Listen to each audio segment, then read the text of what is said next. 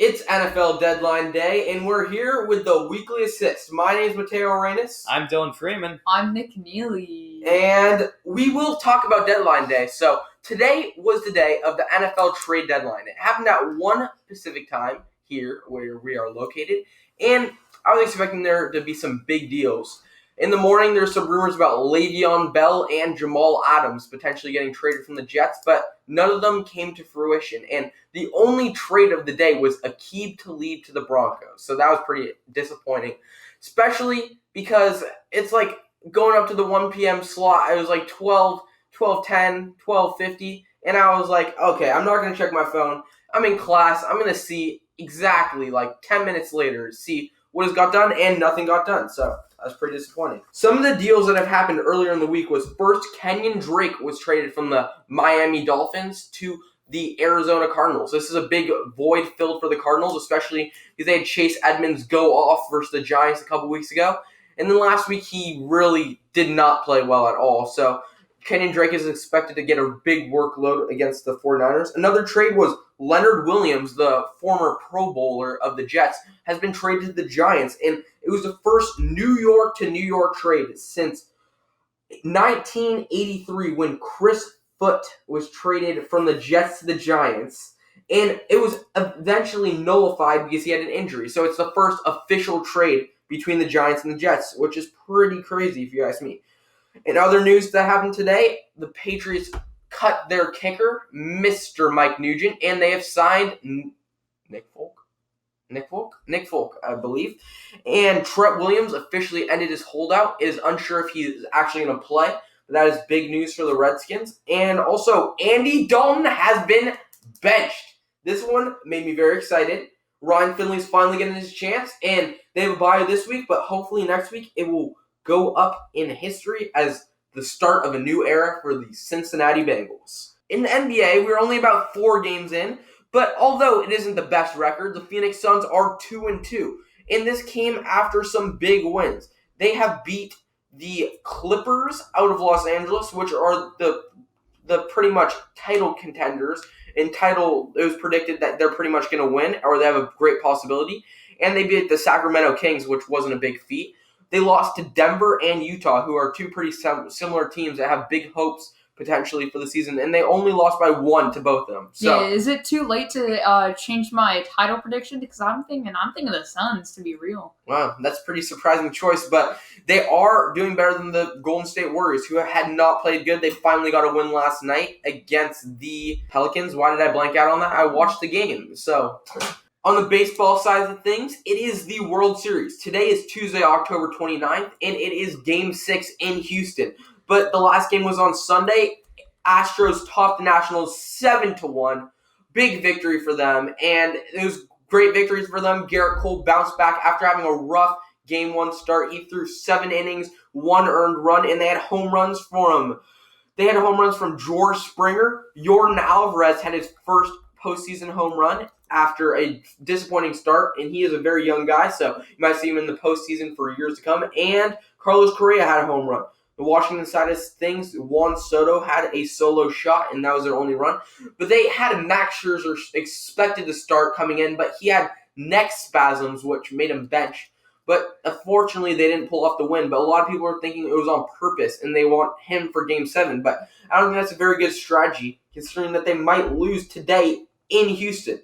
The only silver lining of that is that a road team has won every single World Series game so far in the series. So as the Astros are up 3-2, they have the last 2 home games. So it's going to be interesting if they're going to be able to pull off a dub and win the series tonight, or the Nationals will be able to force a Game 7. So last week in the NFL season was Week 8. It started off with Thursday Night Football, which was Redskins at Vikings. And Case Keenum was concussed. Dwayne Haskins got a shot to come in, but he didn't play very well. He threw an interception in his second appearance in the NFL. And yeah, it wasn't a great game for the Redskins. They did hold the powerful Minnesota offense, and they held Kirk Cousins to 0 touchdowns. But Dalvin Cook ran all over the Redskins defense for 98 yards and a touchdown. So that was pretty good for them. Yeah, and with Case Keenum hurt, Haskins is now the man. And man, do I feel bad. He is not ready for this position. and the team is not ready to support him. I don't think he's going to be successful however long Keenum's out. He just doesn't have the connection with the team and the wide receivers, and he doesn't even have a good core around him in the first place. Touching on the game, Cousins did in fact slow down. He's always been, mediocre to poor in big primetime games, but he wasn't bad. He only missed on 3 passes for 285 yards, and we see yet another big day for Stephon Diggs. Yeah, Stephon Diggs had a great game. He was targeted 7 times, had seven receptions for 143 yards, so he did not drop a pass. But Dalvin Cook got things done in the running game and the receiving game. He received 5 passes for 73 yards, and he really was the focal point of the offense in this game. On the other side of the ball, Adrian Peterson of the Redskins, former Viking. I believe it was his first game in Minnesota. It isn't the same stadium because they moved stadiums and relocated since he was the main franchise player for the Vikings, and he was one of the best players in the NFL during his reign. But he ran for 76 yards on 14 attempts, and but the Redskins really didn't have a big receiving game. Their leading receiver was Terry McLaurin with 39 yards. So it's going to be interesting with Dwayne Haskins as a rookie quarterback, if he can really get things done on the offensive side, because Case Keenum hasn't played half bad in the season. He isn't the future, definitely, but it's going to be interesting what Dwayne Haskins does in this big situation. Yeah, what we've seen from Adrian Peterson throughout the season is when he's actually gotten volume and he's gotten carries, he's been pretty good. And now with Keenum out and Haskins, the rookie, in, the Redskins should try to feed him the ball and let him work. Next up is the Seahawks at the Falcons. The Seahawks had a great lead starting the game. At halftime, they went in 24-0, but it ended up being a 27-20. They only scored 3 points in the second half, and it seemed like Pete Carroll was just giving Dan Quinn a chance to come back because he felt bad for him. Because Dan Quinn was Pete Carroll's former assistant coach with the Seahawks, defensive coordinator, and a lot of people are surprised that Dan Quinn has not got fired up to this point.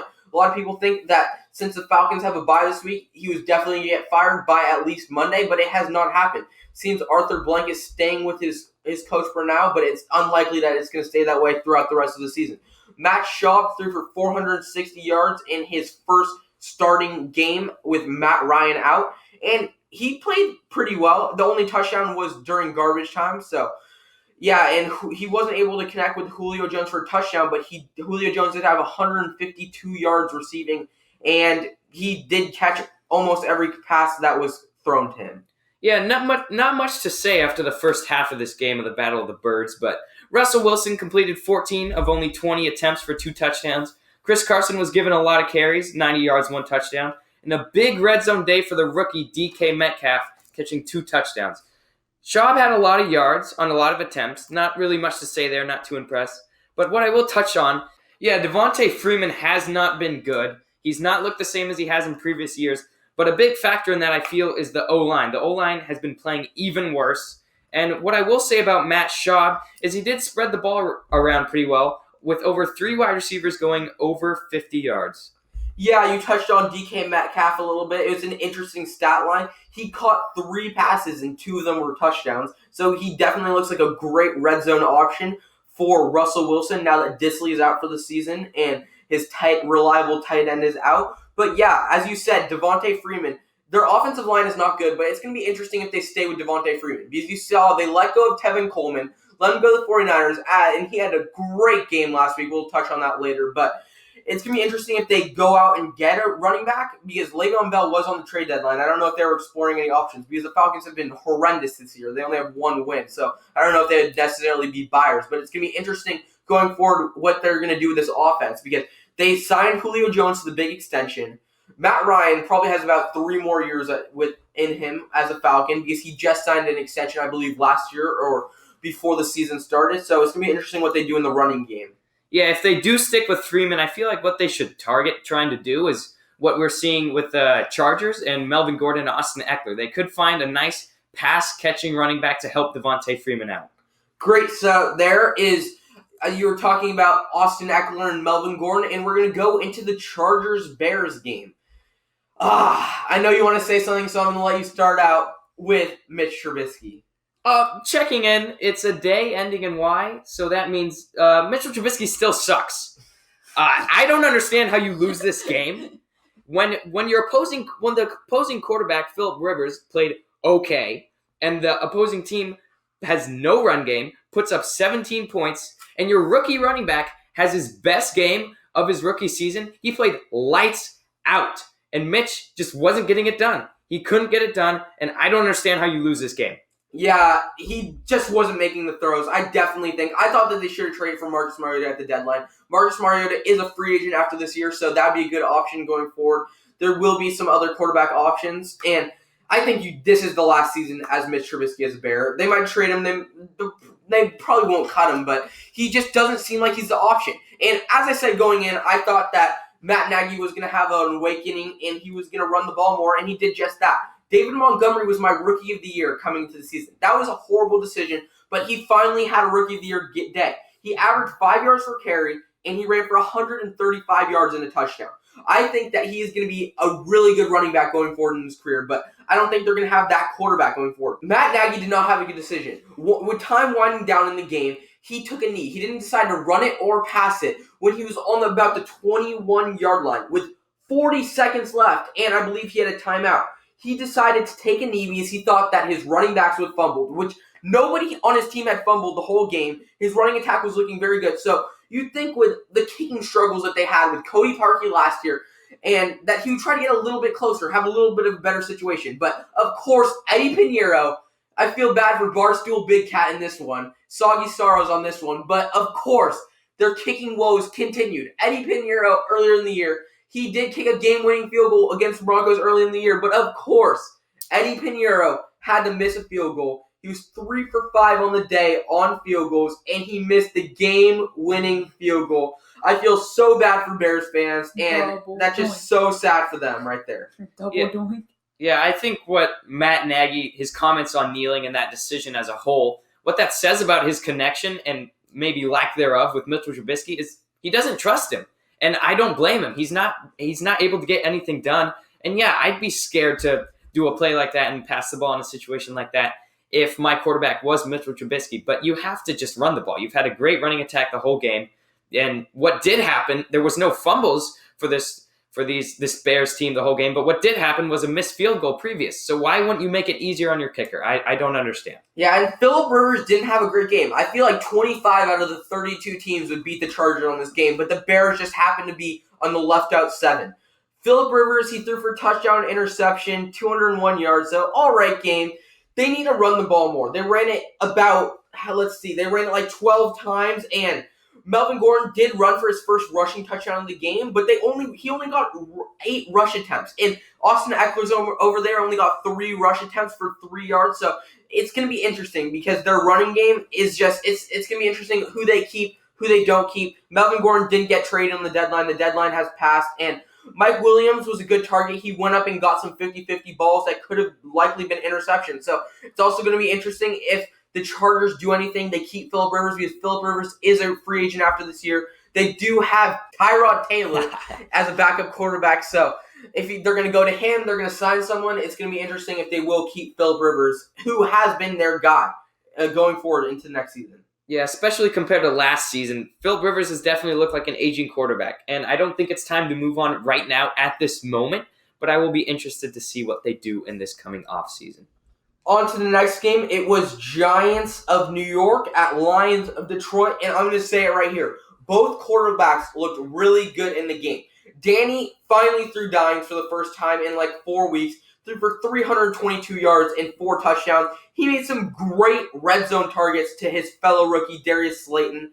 Darius Slayton had 2 receptions and 2 touchdowns for 50 yards. It just seems like Danny was putting it right on the money. And on the other side, Matthew Stafford had his good game as well. He was throwing it downfield. Kenny Galladay finally had a game, 132 yards and 2 touchdowns. So he finally got Galladay involved in the offense. And the Lions seem like they're going to be a sneaky playoff team going in. And I feel like the Giants are looking up. Their play call wasn't the best. Of course, Pat Shurmur made some questionable calls with the time running out. And it just shows they finally have a quarterback. So if they gut house, they get a new coach next year, they could be a sneaky team going into next year. Yeah, I was actually pretty surprised on how good of a game this was. And Danny Dimes definitely did live up to that name. 322 yards passing, 4 touchdowns.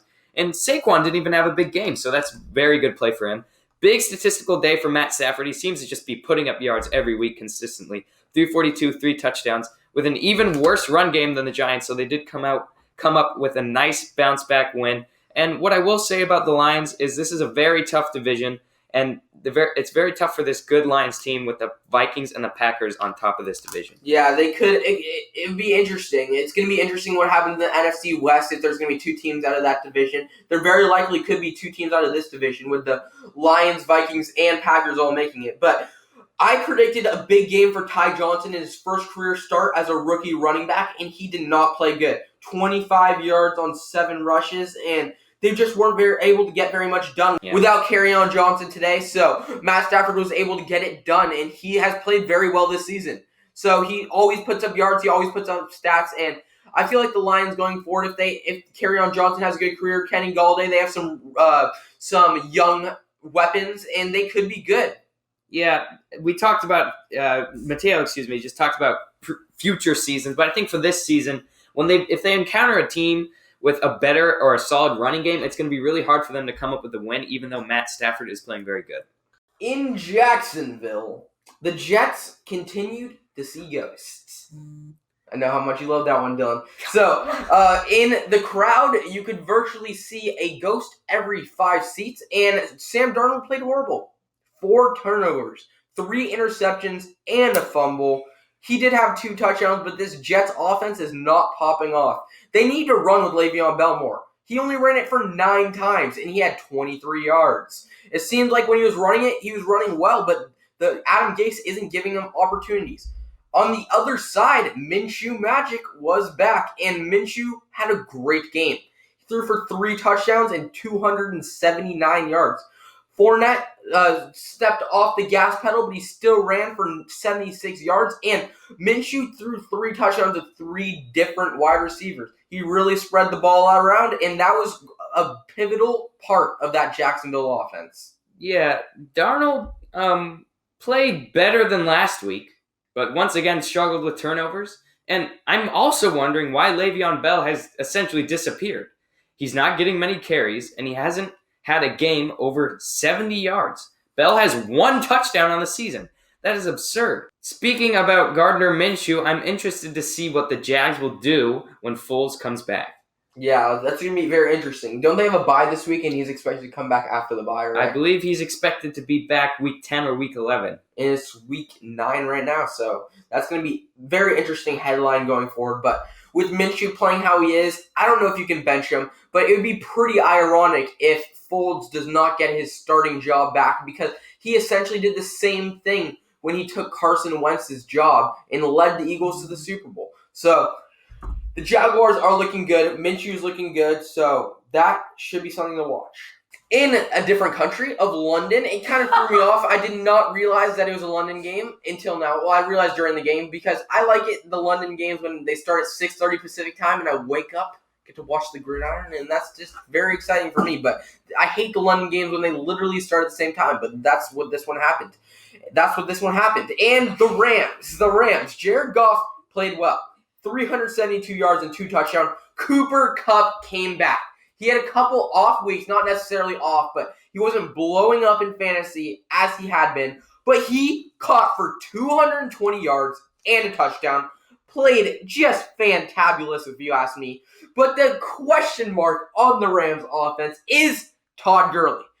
So Todd Gurley played very well in his rookie season. 2nd year had a sophomore slump. 3rd year he played great. And 4th year he's having another slump. It seems like he goes on, off. He is not getting necessarily rushing attempts with the offense, but it seems like the Rams aren't putting him on the field. He only had 10 rushes, 44 yards. He did have a touchdown. Darrell Henderson had 11 rushes for 49 yards. I predicted him to be a big part of the offense coming in. He had his week as well. But I feel like McVay is coming off of the Gurley train, and I feel like Darrell Henderson is eventually going to replace Gurley going forward. Andy Dalton did have a better statistical game than he has had throughout the season. But he did throw the ball 52 times, garnering 329 yards and only 1 touchdown. Mixon got more carries this game, but he wasn't able to utilize them, as we've seen throughout the season.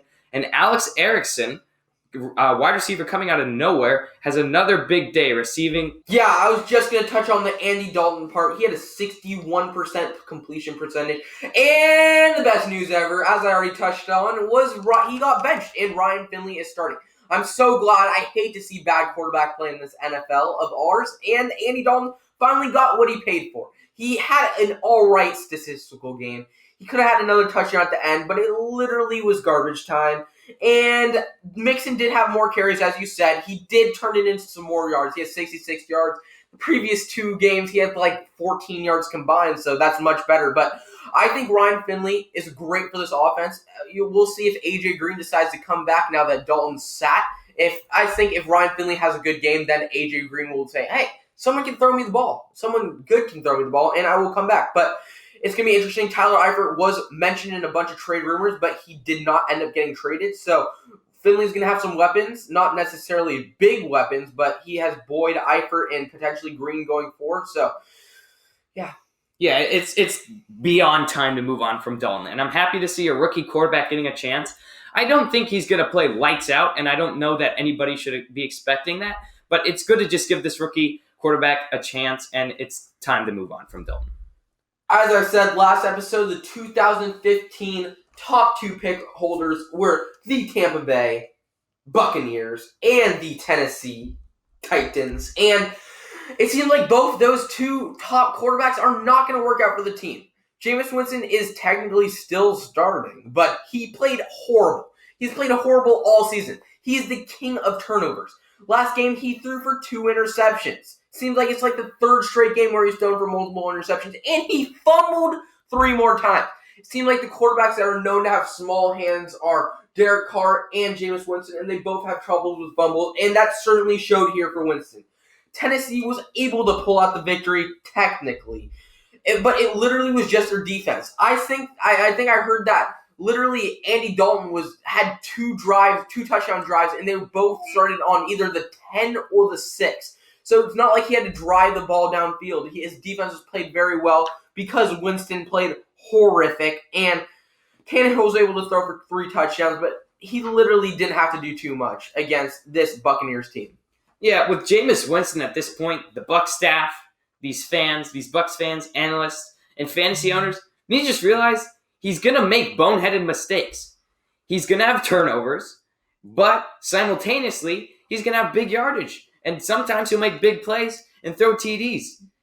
What I will say is he has no run game behind him, and this Buccaneers defense has a horrible pass defense. This formula and this QB play struggles to win games and certainly has never won championships. Yeah, Ronald Jones is one of those guys from that 2018 running back crop that I thought was going to break out of USC. I thought him and Rashad Penny were going to be very good rushers, and they still have technical hope, but Ronald Jones is not getting it done, and his running back mate, Peyton Barber, isn't getting it done either. So this Tampa Bay offense is going to have to be completely renovated, in my opinion. And Ryan Tannehill, I don't think he's the option in Tennessee going forward. Let's see who they're going to get at quarterback next year. So, yeah, both these teams, the 2015 draft did not work out for them in the long run. But the big story was the Buccaneers had a chance to win this game. The Tennessee Titans went for a fake punt with 3 minutes and 41 seconds left in the game, and Devin Bush, the first rounder from this draft, crushed their punter that was running, Brett Kern. I don't know why they had the punter running for the first down, but he got crushed while he was running like a punter, and on the replays, it looked like he fumbled. It looked like he didn't get the knee down before he fumbled, and the Buccaneers returned it for a touchdown. But after review, they called it that he was down. And even the announcer said that they thought it was a fumble, and they definitely thought it was going to be overturned. So the Buccaneers could have won this game, but the referees continued to play very poorly in their job, as they have this whole NFL season. In the next matchup, with the bad weather of Buffalo pounding down, the Eagles were able to come back and get a victory.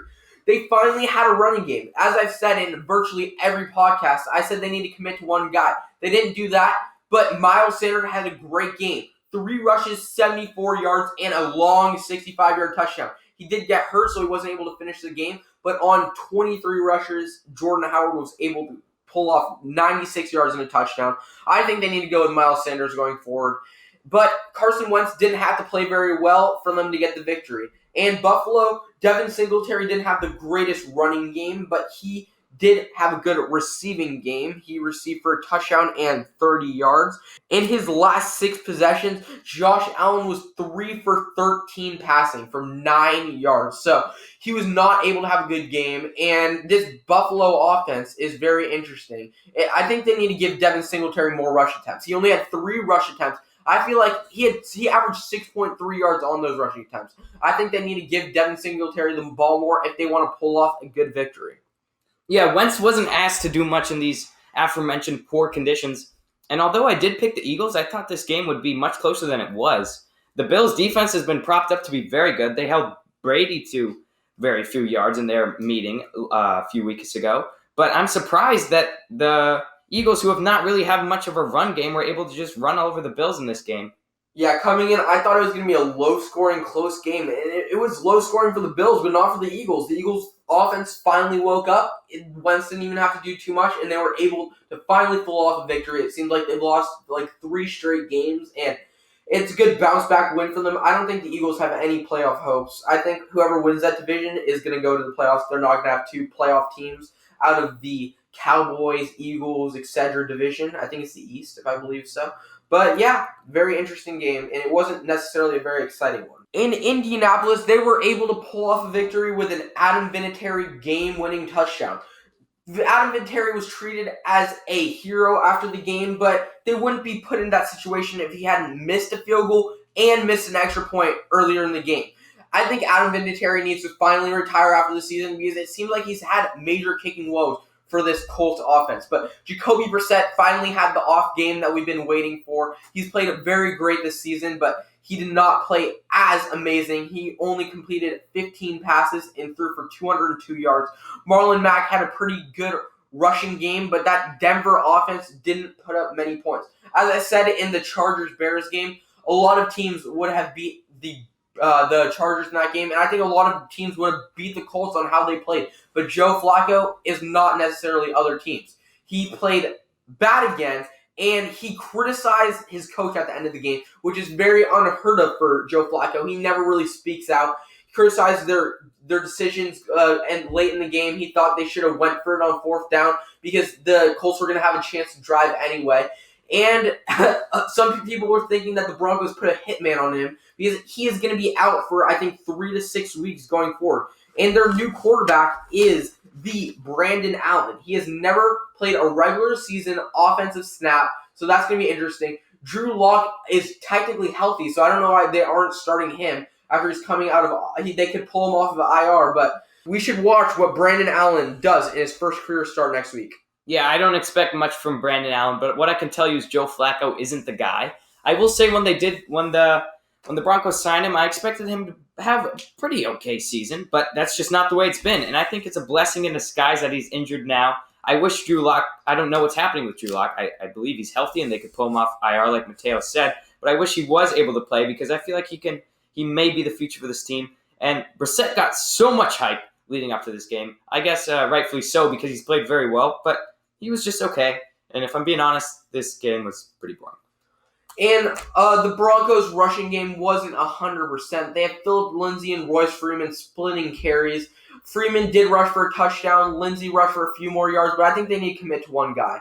I feel like Royce Freeman on the field, he looks better to me. Phillip Lindsay had a great story last year. He had a great game, a great season last year. He came out of Colorado, was an undrafted free agent, and was able to come and stay in the same city. But I think they might need to give up on him, giving him equal carries, and they're going to need to commit to one guy, as I think the Eagles need to do as well. In New Orleans, Louisiana, Drew Brees was rushed back to healthy. I think that they should have started Brissett in this game. It didn't make much of a difference. They still were able to pull off a victory, but I feel like Brees was very worried, very stressed out, and felt that he needed to come back if he still wanted his job. And he did that. He threw for 373 yards, 3 touchdowns, an interception. He played well. Murray Latavius has been very good. He stepped up yet again with the absence of Kamara, and he rushed for 102 yards and a touchdown. And a great story was Taysom Hill. 3 receptions on 3 targets, 63 yards and a touchdown. He's had a receiving touchdown in the last 2 games. for this Saints offense. Yeah, Drew Brees was back at it in his return game, and he essentially shut down all the talk of his replacement by Teddy Bridgewater. And we see the immediate impact of Drew Brees back. Sean Payton is able to use Taysom Hill in more ways now because he's not the immediate backup quarterback. And I really every single game I'm more amazed about how Sean Payton is able to manipulate this offense. Yeah, Taysom Hill on the season has 3 receiving touchdowns. That is more than Travis Kelce, Juju Smith-Schuster, Odell Beckham Jr., George Kittle, and Zach Ertz. So he is really a weapon in this Sean Payton offense, which he is able to just mastermind. He's such a mastermind, and he's just such a great coach, best coach in the NFL by far. And Kyler Murray, he had an all right game. He threw for 220 yards, but he wasn't able to finish drives. They had no rushing offense to support him because Chase Edmonds, after a great game 2 weeks ago, he ran for 8 yards on 7 carries. So it's good that they went out and got Drake, so that should be very helpful for the offense with the ailing David Johnson still out. Yeah, Kyler Murray was not very efficient. He didn't get much done. And with Chase Edmonds out for at least a week or two, this addition of Kenyon Drake is pretty big for this Cardinals team. I'm interested to see what will happen with this backfield. I don't know what they're going to do with Johnson. I feel that his injury is worse than it's being portrayed, and it'll be interesting to see if they move him during the offseason. Yeah, Kenyon Drake is another one of those Alabama running backs that I think is going to be really good in the right situation. He was stuck in Miami in a bad situation on a worse team, and I think he could really break out in this Cardinals team. And they said they're pretty much going to pound the ball with him and going forward, but I don't think that's going to work very much versus the 49ers next week. That is a great segue because the 49ers, I'll say it, going in, I thought it was going to be a close game. I didn't necessarily want to even put a big bet on this game for the 49ers, but they did it. They played amazing against this Panthers team. The defense is playing so well. They're playing lights out. Kyle Allen had not thrown an interception before this game. In the last game, he threw for 3 interceptions, and one was from the Nick Bosa. He looks like he could be definitely the defensive rookie of the year, if not even the defensive player of the year. He had 3 sacks and an interception, which was amazing. And he seems like he's going to be the best defender in the NFL for years to come, in my opinion. I'm so hyped about this guy. I'm literally flailing my arms around right now. That's how happy I am about this guy. Coming in, I thought he was going to have this knee issues. We picked him with the 2nd overall pick, but he has played very well. Jimmy Garoppolo, I felt he stayed in the pocket a little bit better and threw downfield, but they didn't even need him to do very much. He only missed on 4 passes, threw for 175 yards and 2 touchdowns. Did throw an interception, but that was just the genius of Luke Kuechly. Wasn't necessarily his fault, but it was just an amazing play from Luke Kuechly. But the real story about this game was Tevin Mr. Coleman. 11 rushes, 105 yards, 3 touchdowns, and 2 receptions, 13 yards, and a touchdown. He combined for 4 touchdowns. Tevin Coleman is the guy. This rushing offense is so darn good. Breida, Mostert, whatever you like to say, he ran for a touchdown too. I'm sorry I'm going off on a tangent. I'll let you talk, Dylan. Go ahead. I have nothing to say. You said everything. And this is a little upsetting because this is my team as well. And I wish I could go off like you did, but you touched on everything. Yeah, and it was great to see. Emmanuel Sanders didn't have the greatest game, but he did catch a touchdown, which was great. Jimmy G was able to connect with him. And would you like to talk about the Panthers side? And I'm going to give that one to you. Oh, thanks for giving me the Panthers team that scored only 13 points. People, including myself, thought Kyle Allen was a pretty good quarterback. And then he met this 49ers defense. He looked like a third-string quarterback out there, and I think maybe I saw Cam Newton smiling on the sideline, knowing he's going to come back and he's going to have his job safely secured. I feel like Cam Newton literally it was like Madden, and he was literally manipulating Kyle Allen, because right as he comes back, Cam Newton's healthy, we're benching him, we're going to start Kyle Allen. Oh, yeah, okay, Kyle Allen has to play the 49ers. Kyle Allen's going to have a horrible game, and Cam Newton's going to get his starting job back. I don't know if that's necessarily going to happen, but it is a great possibility. Christian McCaffrey had an amazing game. He always does. Still was able to catch. He ran for 117 yards and a touchdown, and he caught for 38 yards. I think he is the MVP up to this point. He's like literally MVP, even though the Panthers team isn't the best team in the NFL. MVP is most valuable player to your team, and Christian McCaffrey right now is the most valuable player to this Panthers team. Although I'd still like to see more from Jimmy Garoppolo, I think what we've built around him is just amazing. This defense is carrying our team. We're playing great. And now we have a truly developed run game. These run packages are amazing. And the way we're able to move the O-line and utilize our athletes is just spectacular. As I spoke about how Sean Payton was a mastermind, I believe Kyle Shanahan is right behind them. And he's able to put these different packages. He got Deebo Samuel to run for a touchdown, and that was set up by an early rush attempt by him. It's just like he's so smart. He's such a smart coach, and I am so happy that this is our coach going forward. I think we're going to have to sign him to a big extension after this contract runs out, and I think that he is the coach. We finally found the coach after the Tom Sula, Chip Kelly, those years after we lost Jim Harbaugh because of his issues with our front office. We found our coach. We found our GM in John Lynch, and I'm so happy about this 49ers team going forward. Next up is the Raiders at the Texans. This was an interesting game, a very close game. Derek Carr played pretty well. I am not the biggest believer in Derek Carr, but he played well. He threw for 285 yards and 3 touchdowns. Josh Jacobs seems like he has a nagging injury. He didn't have his best game. He probably had his worst game of his career so far. He ran for 66 yards, which still isn't bad. That's a great game for Joe Mixon this season. So Josh Jacobs is playing very well. And Derek Carr really was able to spread the ball apart. But Deshaun Watson was a real story here. He threw for 279 yards and 3 touchdowns, and he threw for the go-ahead touchdown with one eye after he got stomped on. And he is just so good. He runs around the pocket, throws it downfield, spreads the ball, just as I said, and he doesn't even need a big rushing offense to do so. Yeah, Deshaun Watson is just electric, and this Texans defense is not good at all. We just saw what the Raiders did to them. Carr was pretty good. Carr was happy to have Tyrell Williams back, and Hunter Renfrow played good as well.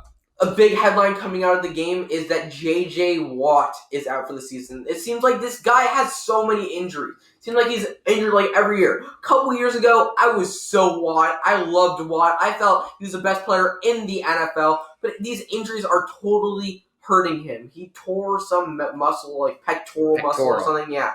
So, yeah, it's just so tough for J.J. Watt. He's a really amazing player when he's on the field, but he does seem to have this nagging injury issue. Yeah, he's certainly not getting any younger, and if these season-ending injuries continue, I don't know how long his career is going to last.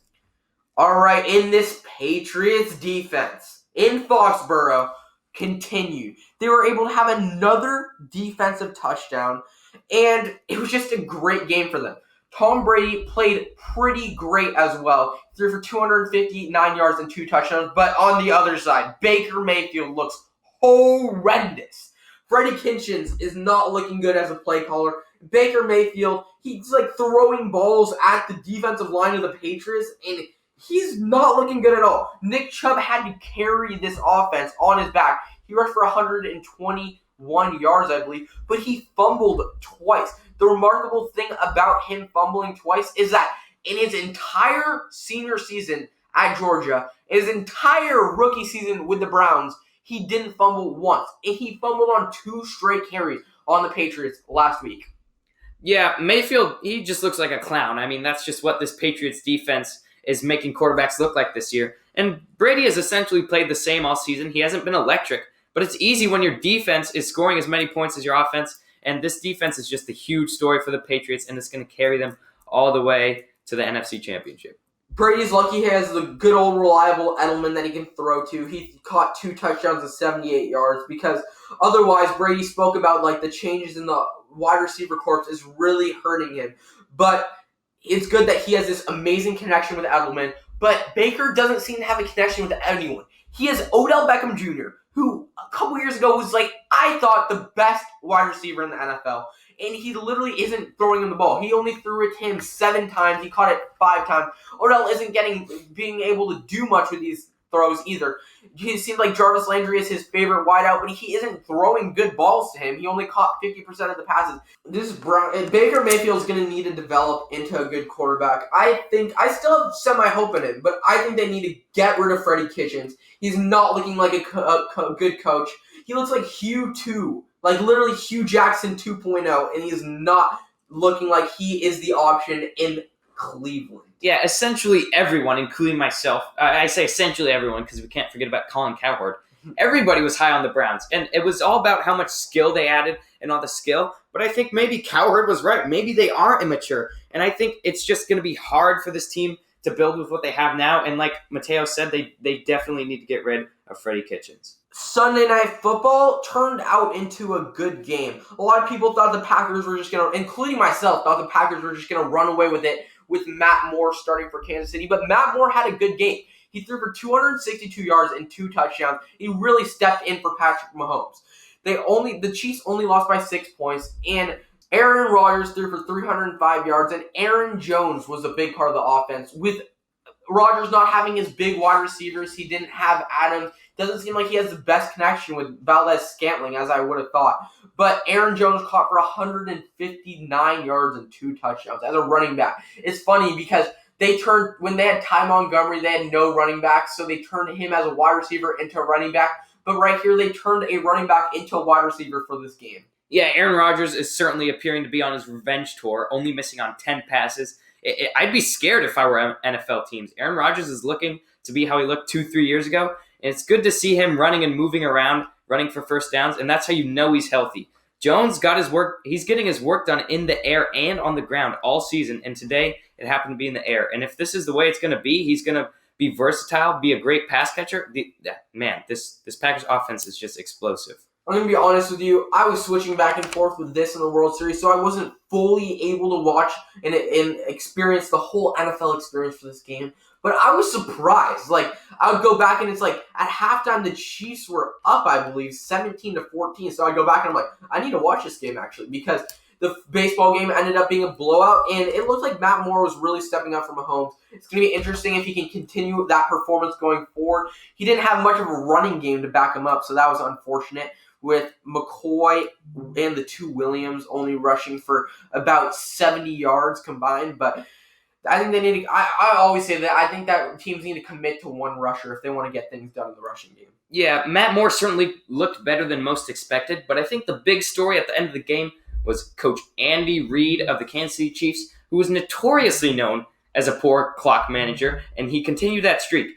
He punted with 5 minutes left, which sure is understandable, but he gave the ball to Aaron Rodgers, and how this offense has been playing, that's a horrible idea. And before the 2-minute warning, about 2 minutes 40 seconds left, he calls a timeout. Horrible clock management by Andy Reid, and they could have won this game, and it would have been a big win with Patrick Mahomes out. Yeah, as you said, Andy Reid is not known as a good clock manager. If there's one fault for him, that's it, and he certainly showed it in this game.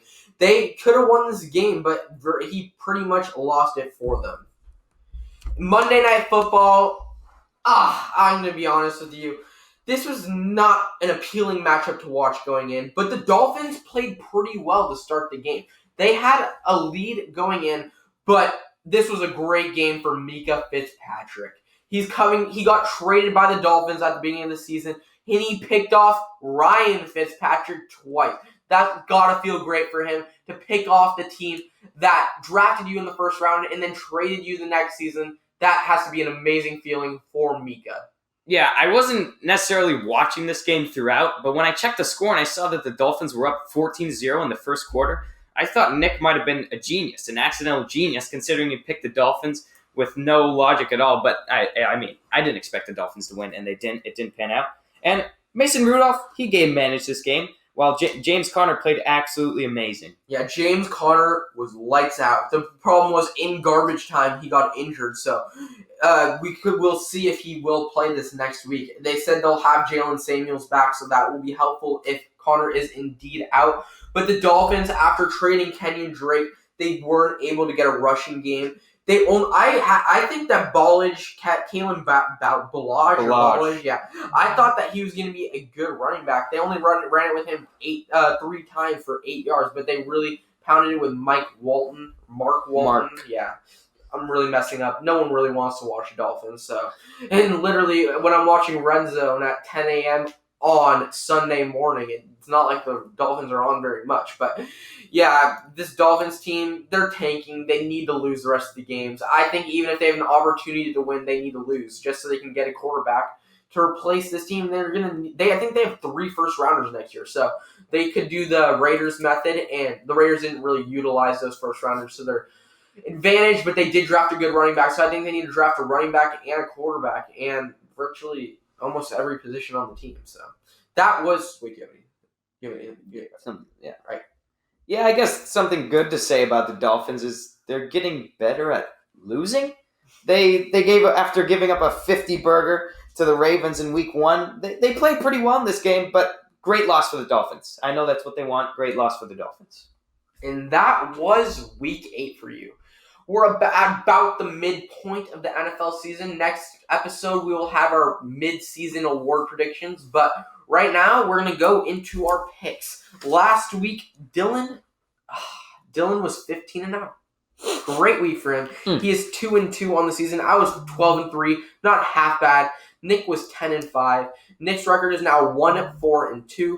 28% winning percentage. Me and Dylan are tied. I am 3-3-2, and Dylan is 2-2, so 50% winning percentages. All right, and Thursday Night Football is 49ers at Cardinals, although this could be the game where the 49ers are looking forward to the Seahawks, and they don't plan for this game. The Cardinals give them a shot with Kyler and Kenyon, Drake, who just got traded to them. I am confident. I'm not picking against the 49ers, and I think they're going to have a great game.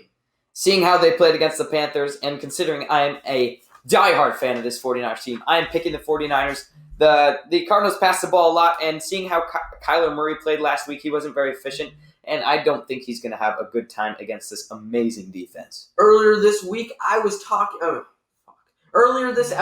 talking about how I love these 6:30 a.m. games. Wake up, and football's already on. No need to watch some Fox NFL Sunday or ESPN Countdown. But that is just what's happening this week. And normally these games aren't the greatest of games. There's one already this season. The Panthers destroyed the Buccaneers, but I think this is going to be a good game. Texans at Jaguars, a divisional matchup, but I think the Texans are going to pull it off in the end. I am taking a while to answer because I have not made a decision yet on this game. I'm pretty torn. I think this Jags defense has looked pretty good. And I like the way that Gardner Minshew was playing. This Texans defense is not good, and I'm going to risk it. I'm going with the Jags. Yeah, I was on the verge of picking the Jags too, but I think that the way Deshaun Watson played last week, I think he's going to keep it up. The next game I am really on the fence for. It's Bears at Eagles, 2 teams that have struggled very much this year. Baker Mayfield's going to need to develop into a good quarterback. I still have semi-hope in him, but I think they need to get rid of Freddie Kitchens. He's not looking like a good coach. He looks like Hugh 2, like literally Hugh Jackson 2.0, and he is not looking like he is the option in Cleveland. Yeah, essentially everyone, including myself. I say essentially everyone because we can't forget about Colin Cowherd.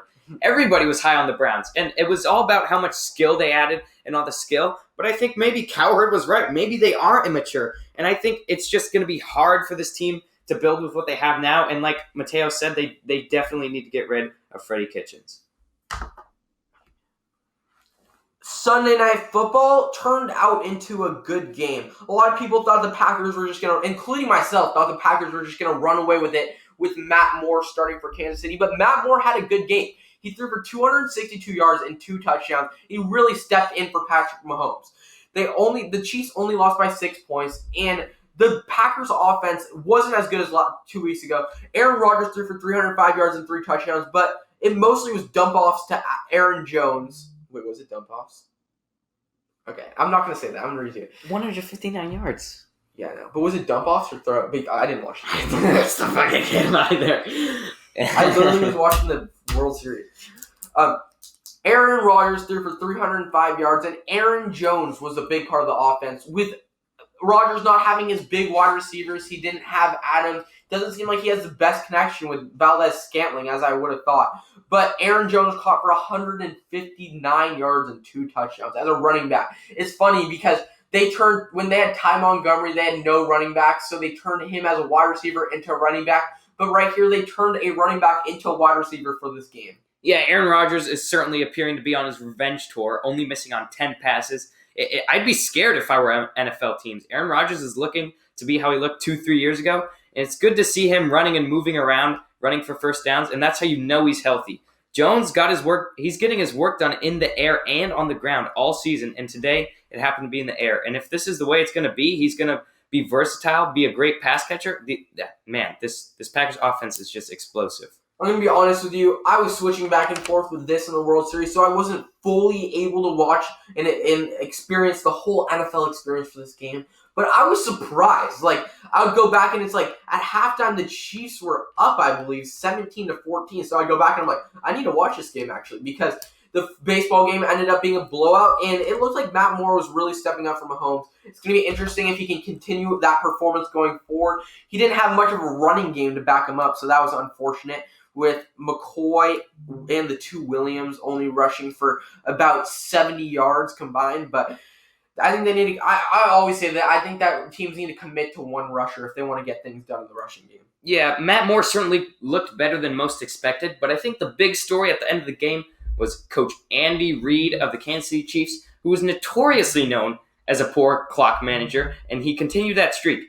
He punted with 5 minutes left, which sure is understandable, but he gave the ball to Aaron Rodgers and how this offense has been playing. That's a horrible idea. And before the 2-minute warning, about 2 minutes, 40 seconds left, he calls a timeout. Horrible clock management by Andy Reid, and they could have won this game, and it would have been a big win with Patrick Mahomes out. Yeah, as you said, Andy Reid is not known as a good clock manager. If there's one fault for him, that's it, and he certainly showed it in this game.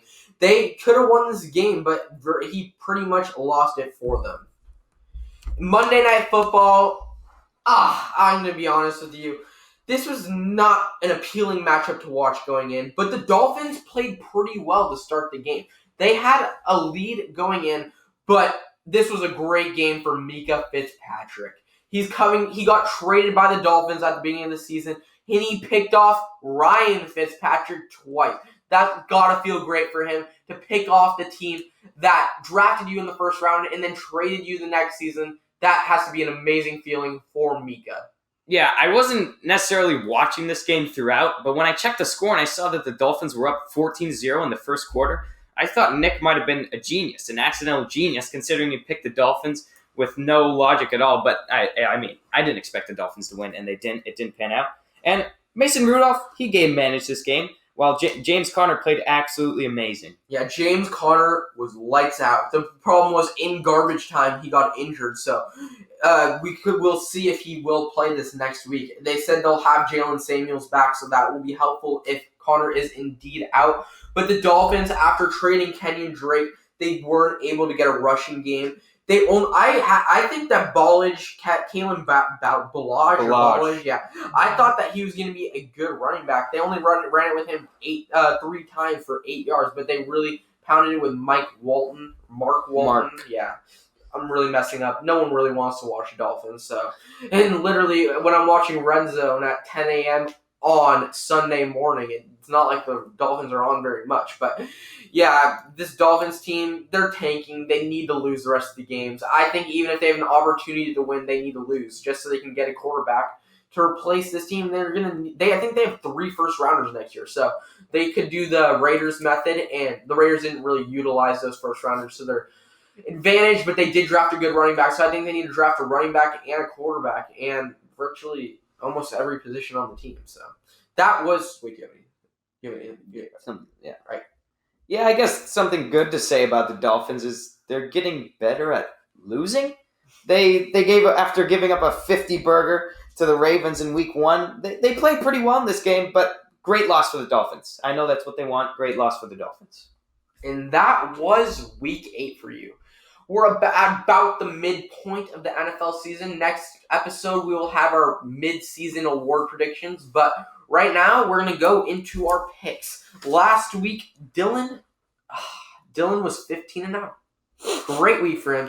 He is 2-2 on the season. I was 12-3. Not half bad. Nick was 10-5. Nick's record is now 1-4-2. 28% winning percentage. Me and Dylan are tied. I am 3-3-2, and Dylan is 2-2, so 50% winning percentages. And Nick decided that he would like to sit out the pick'em for this week, right? Wait, what? Wait, are you going to pick this week or no? Oh, I thought we were just going to not talk about it. Oh, yeah, we're still going to do our picks. Oh, yeah, I know you're going to So do our do- picks, but just, like, pretend I'm not here. Okay. But you're still gonna Except for the talk part about where it. you do a segment. Yeah. Alright, so Say- cut out the part where I said Nick's not here. Yeah. Alright, and Thursday Night Football is 49ers at Cardinals. Although this could be the game where the 49ers are looking forward to the Seahawks, and they don't plan for this game, and the Cardinals give them a shot with Kyler and Kenyon, Drake, who just got traded to them. I am confident. I'm not picking against the 49ers, and I think they're going to have a great game. Seeing how they played against the Panthers, and considering I am a diehard fan of this 49ers team, I am picking the 49ers.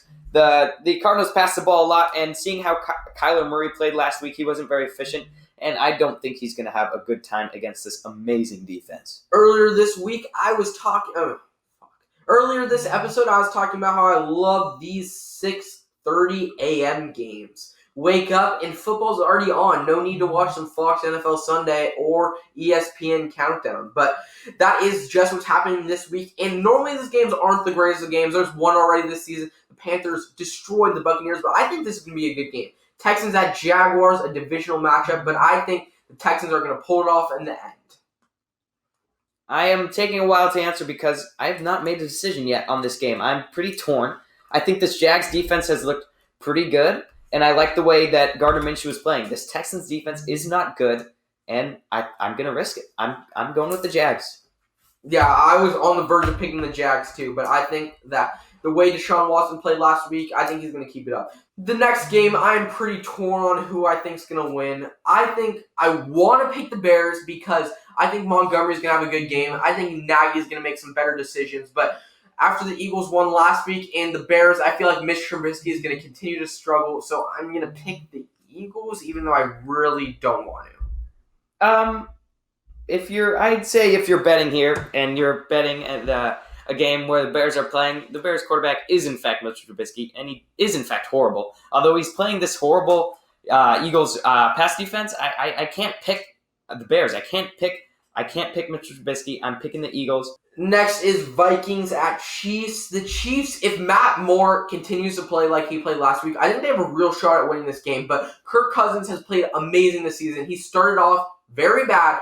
The last couple weeks he's played very good, and Dalvin Cook has as well, so I think I'm going to pick the Vikings in this one.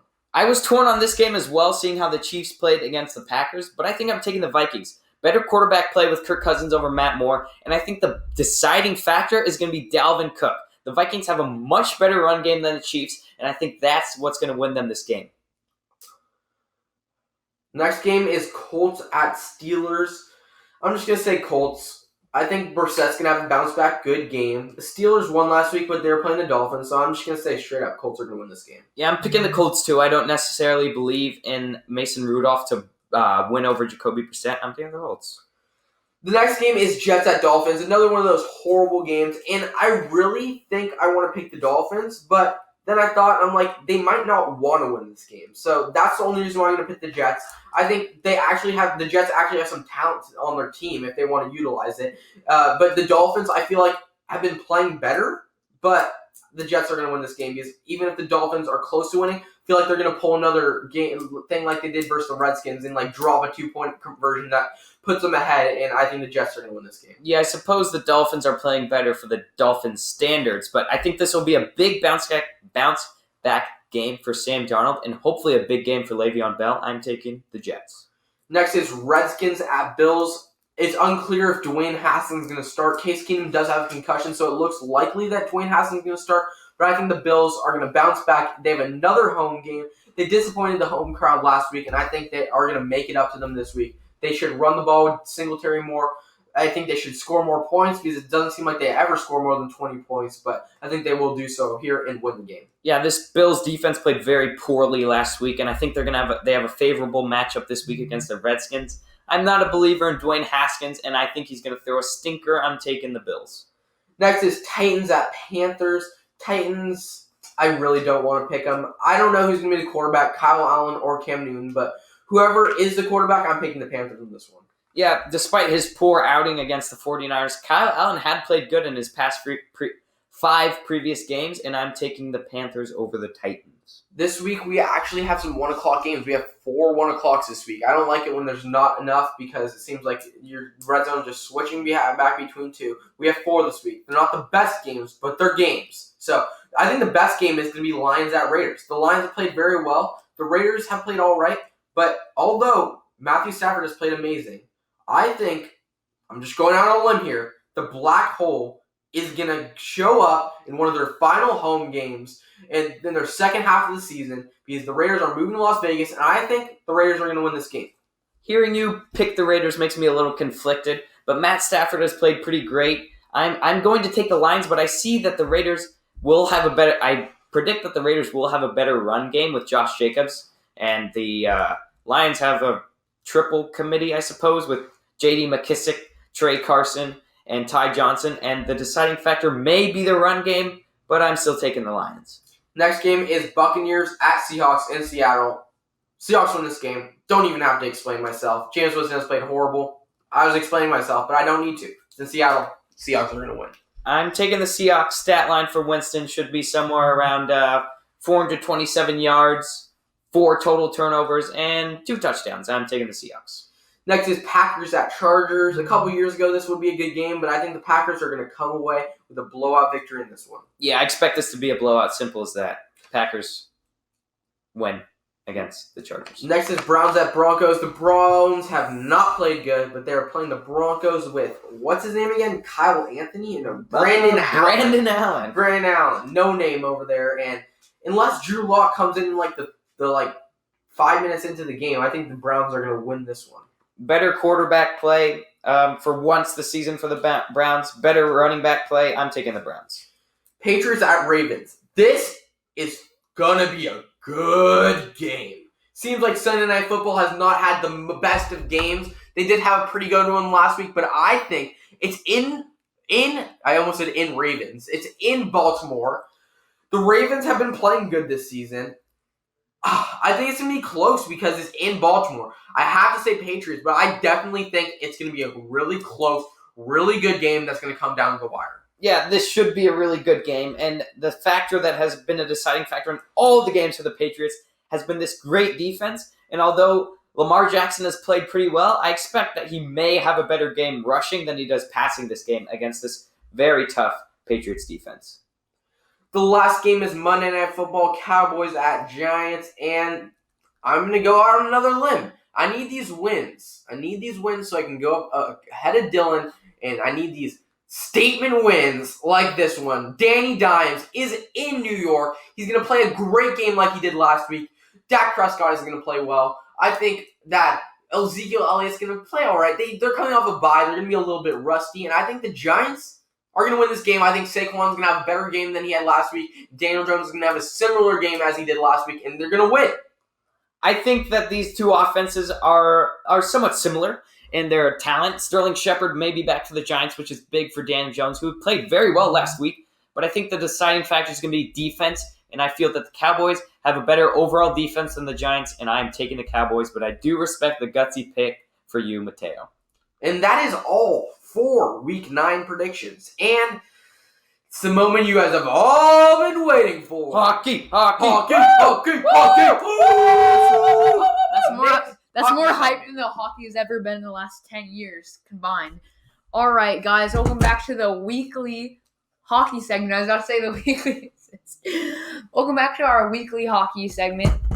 So, going on, what happened last week? So, the Sabres are still on top of the NHL. They're 8-2-1 with 20 points. My second favorite team, the Predators, are second in the Central Division. They're 7-3-1 with 15 points. Now, the Predators, I'd say they have the best offense in the entire NHL because they have the most goals for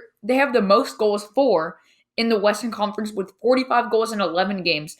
They're second in the NHL to the Toronto Maple Leafs, who just have one more goal, but they're in 13. They have 13 games instead of 11. So I say they're the most efficient offense. Just today, they've extended their contract with the defenseman, Roman Josi, an 8-year, $72 million contract deal for the 29-year-old who's from Switzerland. He's a 2-time All-Star, so that's definitely a great re-sign. So November 7th is going to be the primetime game. The Colorado Avalanche and the Buffalo Sabres will be matching up. They're the best teams of each conference, so that should be a fun one to watch. The Ottawa Senators are no longer the worst team in the NHL. They beat the Red Wings and the Sharks. The New Jersey Devils are actually the new lowest. They're 2-5-2 with 6 points after 11 games. So not looking great for New Jersey. The Sharks are trending downwards. They're 4-7-1 with 9 points. They won only 1 out of their last 5 games against the Canadiens. They're playing the Bruins right now. And that's all for the hockey segment. And that is it for the weekly assist. Next episode, we will have a World Series winner. We'll have leaders after the halfway point of the NFL, and we will have mid-season predictions. Touching on college football really quick, just because it popped into my mind. LSU and Alabama have bye weeks, but they are the top 2 teams as of now. Oregon is number 7, and I'm hopeful that they'll go up with other teams losing. And a really random college football stat is that committed to LSU just yesterday, I believe, is wide receiver. I thought this was a joke when I saw it. The coldest to ever do it, Crawford. I've heard of that. The coldest to ever do it. That I thought it was going to be like a joke, and then I looked it up. He is committed to the Louisiana State University. That is all. See you next week, and I hope you enjoy this episode.